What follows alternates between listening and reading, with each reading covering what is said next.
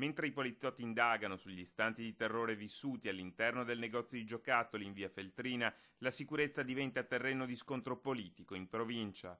Per i banditi quella in corso è un'estate decisamente calda, numeri degli assalti e statistiche a parte, ci sono stati colpi che hanno suscitato clamore i cui protagonisti sono ancora a piede libero. Dall'assalto al furgone portavalori al supermercato Lando di Preganziol, con i finti candelotti di dinamite piazzati sul parabrezza, fino alla rapina alla consigliera comunale Petra De Zanet. Ma non basta, perché tra le rapine andate a segno e quelle tentate va conteggiato anche il colpo tentato ai danni del Tiziano e sventato dai carabinieri, che si sono visti costretti a tirare fuori le armi e a sparare in aria per mettere in fuga i ladri.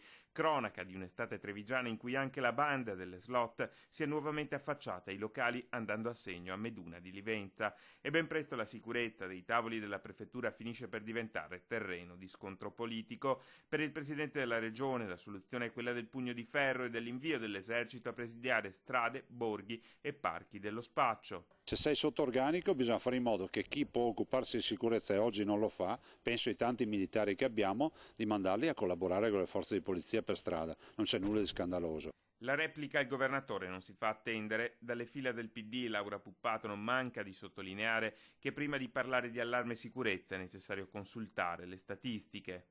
Sembra che la politica, soprattutto quella regionale, invece che occuparsi della risoluzione dei problemi, alimenti paure. È un ottimo sistema per deprimere ulteriormente quest'area geografica rispetto al resto del paese.